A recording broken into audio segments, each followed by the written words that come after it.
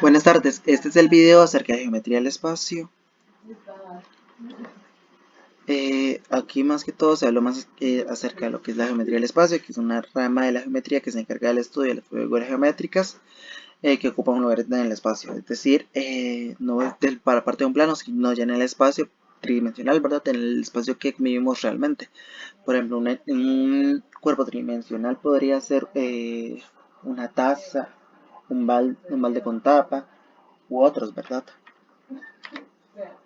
Aquí más que todo se explicó acerca de lo que era el plano euclidio, ¿verdad?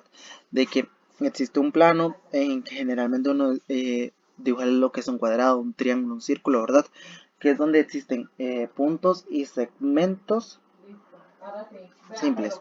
Pero puede existir de que realmente lo que se conozca como por ejemplo, cuando se monten demasiados planos, uno encima del otro, es lo que genera un espacio euclidio, que es lo que conocemos, ¿verdad? Ahorita vimos un problema inicial acerca de las Olimpiadas del 2020, ¿verdad? Donde participó la costarricense Beatriz Padrón. En este caso se nos da una piscina con 3 dimensiones, que en este caso su profundidad, el largo y el ancho de la misma, ¿verdad? Y queríamos ver que los organizadores del evento debían saber cuántos litros de agua se necesitaban para llenar la piscina, ¿verdad? Además de cuánta pintura selladora se ocupaba para pintarla. Y para ello se utiliza la conversión de que un metro cúbico es igual a 100 metros. Eso es un ejercicio que se va a realizar más adelante. Ahora, existen dos tipos de cuerpos sólidos. En este caso son los poliedros, que son sólidos que poseen muchas caras planas, eso es muy importante, ¿verdad?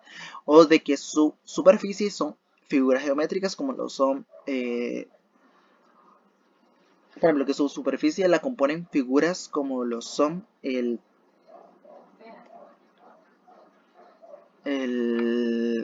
un cuadrado, un rectángulo, ¿verdad?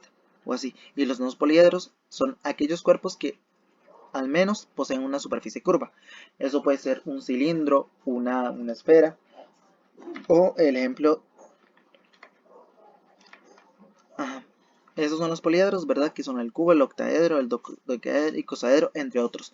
En estos podemos notar de que cada uno de de que sus caras son planas, ¿verdad? No presenta ningún tipo de redondez.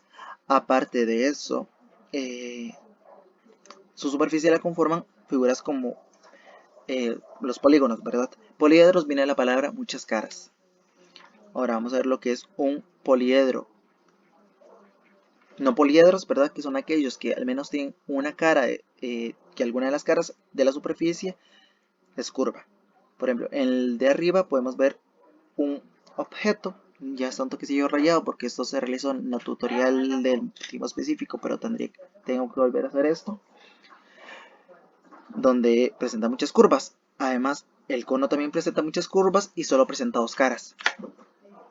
Ajá, y aquí se hizo una calificación donde el primero es un no poliedro por ser redondeado, el segundo es un no poliedro por ser redondeado, el tercero es un no poliedro y en el tercer caso era un poliedro, en este caso el poliedro era un pentaedro, ¿verdad? Y es una pirámide de base cuadrada. Y el otro es un cubo o un octaedro, ¿verdad? Ya que no puedo afirmar de que todas las caras miden lo mismo. Ok, los sólidos cuentan con propiedades como volúmenes y área de superficies, tanto los poliedros como los no poliedros. En el caso de los no poliedros es un poquito más complicado conseguir tanto el volumen como el área de superficie. Y todos los objetos que nos rodean son cuerpos geométricos y corresponden a figuras tridimensionales. Por eso es que podemos afirmar de que una casa tiene largo, ancho y profundidad, ¿verdad?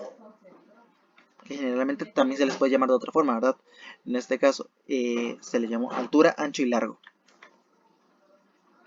Y en el poliedro se distinguen las caras, ¿verdad? Como se hizo poliedro significa muchas caras. Y las caras son los polígonos que conforman la superficie, lo que había hablado anteriormente. Los pentágonos, cuadrados o lo que sea.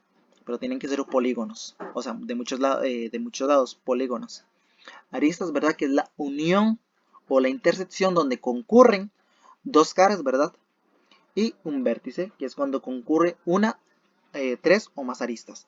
Es en este caso este punto que marqué. Y también se distinguen en un poliedro los ángulos planos, que es por ejemplo cuando hay dos caras.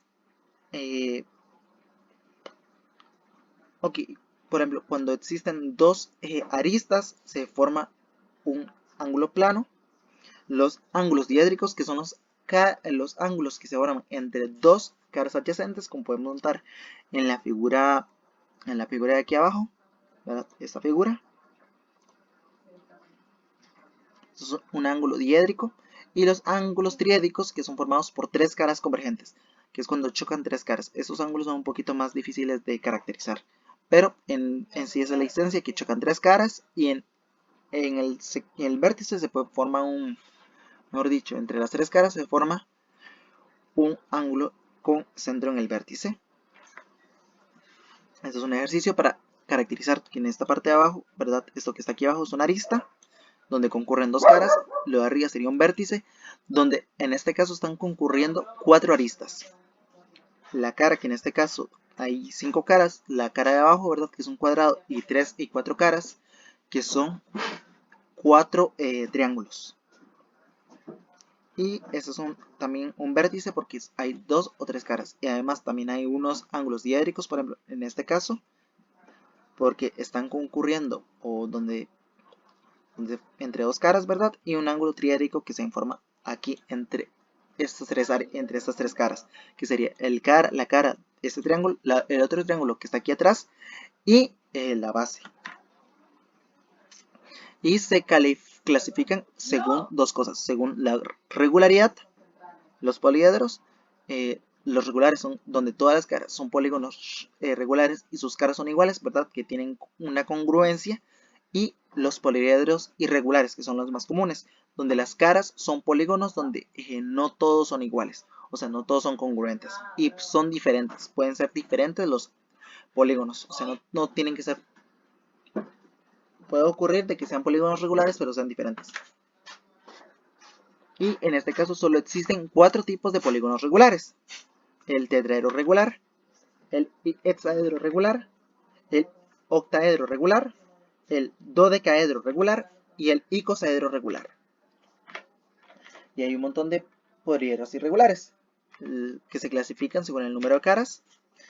En tetraedro de 4 caras, pentaedro de 5 caras. Penta es el número, la cantidad de caras, y edro es la cantidad de es la palabra caras, ¿verdad? En la raíz de caras. Tetraedro, pentaedro y así sucesivamente. Existen poliedros irregulares, ¿verdad? Donde sus caras no son iguales todas.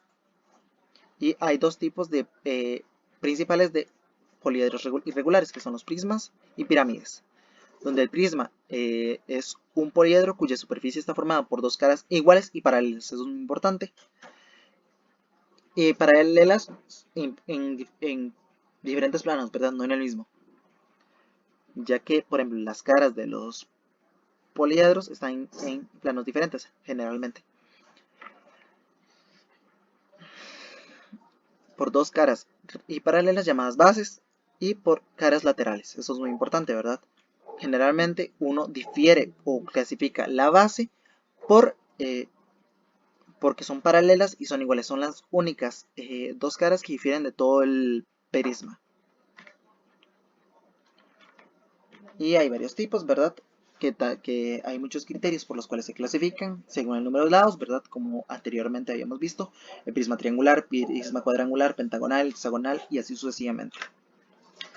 Y también se puede clasificar por su regularidad, donde un prisma regular es cuando la cara, la base, es un prisma regular, y un prisma irregular es cuando la base es un polígono irregular.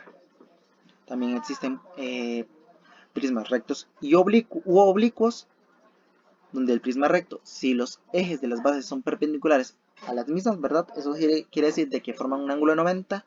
En este caso se forma de esta manera. Y un prisma oblicuo es cuando, por ejemplo, a la hora de trazar el área perpendicular no es paralela. Si es oblicua, si lo trazamos, ¿verdad? Si trazamos un punto aquí y un punto homólogo, vamos a darnos cuenta de que es oblicua. Esto quiere decir de que está como medio inclinada, ¿verdad? También se clasifican los prismas por el tipo de base, ¿verdad? Si es un polígono cóncavo o convexo.